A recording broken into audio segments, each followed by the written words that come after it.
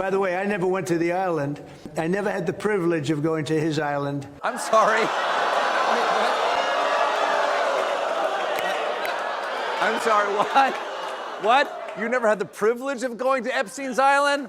Sadly, I never had the honor of dining with Jeffrey Dahmer. It just... When pressed on why he and Epstein had a falling out years ago, Trump didn't point to the horrifying criminal behavior Epstein was known for. Instead, he gave a reason that sounds more like a corporate dispute. Trump also explained why he parted ways with Epstein. For years, I wouldn't talk to Jeffrey Epstein. I wouldn't talk because he did something that was inappropriate.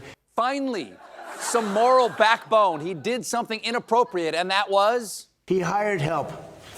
And I said, don't ever do that again. He stole people that work for me. Sorry, Jeff, underage sex trafficking is one thing, but I draw the line at you stealing my omelet man, okay? He's the only one who knows I like ham. And just when you think the explanations can't get any stranger, something even more mysterious was quietly unfolding behind prison walls.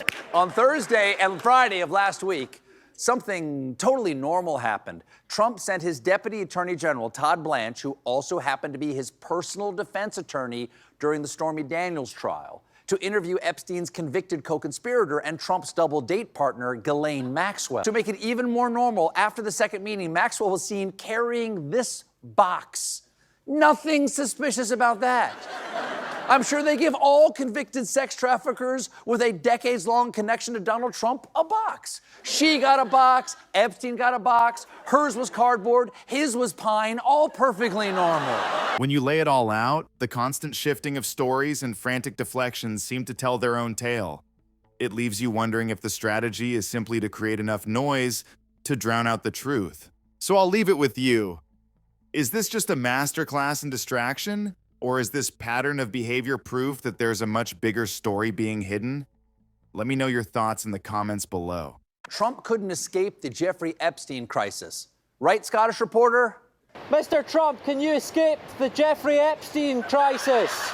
Maybe that's why we heard this. What's that song? I don't know, it's very famous here. No, Mr. President. Memories is exactly what you don't want people to have right now. Strategy seems to be to dismiss the story entirely. Call it boring. A hoax. Why they would be so interested, he's dead for a long time. He was never a big factor in terms of life. The most powerful man in the world is blocking information about a cabal of the rich, the famous, and the royal, befriending a con man who regularly flies off in his private plane to his private island or do super illegal sex stuff. Then the con man is arrested. People are afraid he's going to name names, but before he can, he mysteriously dies right after being taken off a suicide watch in a federal prison during the administration of the guy who is blocking the release of the information. Boring! But the public doesn't seem to think it's boring. In fact, people are far from satisfied with the information they've been given. For some reason, you're still interested in finding out who's on Epstein's list. Don't be. I would say that, you know, these files were made up by Comey, they were made up by Obama, they were made up by the Biden information. At 6:30 a.m. on the morning of July 23, 2019, Epstein was found dead in his cell. According to the BBC, the New York medical examiner officially ruled the death a suicide by hanging. He didn't kill himself. This week, to quell the onslaught of demands for more of this information, the FBI released a video of the outside of Epstein's prison cell.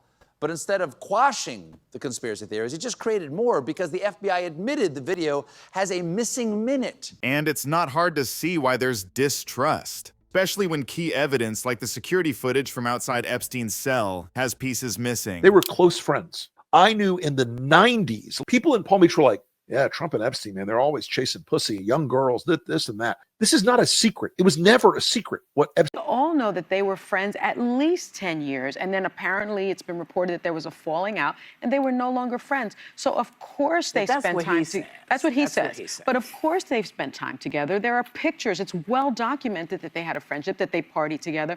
So this denial of even almost having this kind of relationship with him or even being in the files doesn't make sense. And this brings up the central question that people are now wrestling with. Why even try to deny a past that everyone already knows is true? The president now seemingly flipping his position.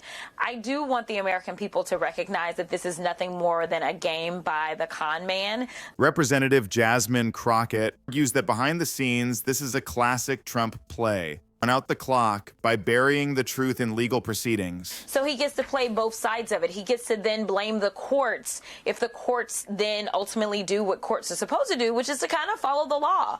So he wants to say, listen, I tried, but it's the judges that wouldn't let me. And it really makes you wonder about the circles these powerful people run in, doesn't it? This whole Epstein saga is like peeling back layers of a rotten onion. And each layer is more stomach-turning than the last. We've got the money, the power, the secrecy, and a whole lot of unanswered questions. On this pageant, you go over, you're meeting the girls and stuff. One of them comes up to you and says, Mr. Trump, you're a very sexy man. You're a beautiful man. You have fantastic hair. Well, your power. No, right. But I mean, you see a beautiful woman, you want to have that. You're one of these foreign girls, Mr. Trump, in my country, we say hello with vagina. And well, you could also say, as the owner of the pageant, it's your obligation to do that. So I'll tell you the funniest is that I'll go backstage before a show. Yes. And everyone's getting dressed and ready and everything else. And, no men are anywhere. And I'm allowed to go in because I'm the owner of the pageant, and therefore I'm inspecting it. It's like, is everybody okay? And you see these incredible-looking women. And so I sort of get away with things like that. So, from the privilege he claimed he didn't have to that, it paints a pretty consistent picture of the world he comes from, doesn't it? Those aren't just old tapes of some TV personality anymore. That's the unfiltered mindset of the person whose desk is in the Oval Office, and it makes all this secrecy feel 10 times heavier. It was only 19 days ago that the DOJ released a memo, all but closing the Epstein investigation, claiming there was no evidence of a client list. Black General of the Department of Justice, Todd Blanche, who was also Trump's former defense attorney, spent 2 days in Florida interviewing Epstein's longtime accomplice, Ghislaine Maxwell. The DOJ hasn't commented on what was discussed during those 2 days. We do know that the DOJ granted Maxwell limited immunity in order to answer questions about the Epstein case. All right, so we've looked at the past, we've heard the tapes, but this whole saga, this web surrounding Epstein, Maxwell, and Trump, it just keeps getting weirder right now in real time. And if you think it can't get any stranger, check out this clip. Because he's a criminal defense lawyer, okay? And he has a criminal who he represented last year and continues to represent. And what he's trying to do is act on behalf of his client, who he views to be Donald Trump and not the United States of America. And that's why why it was so unusual, so bizarre for a deputy attorney general to interview a witness and to interview this particular witness. Because the only reason why you'd want to interview this witness, and I don't think it makes sense, but the only reason why you'd want to do that is to create some kind of a diversion from the fact that they are refusing, the Justice Department is refusing to release the Epstein documents because guess who is in them?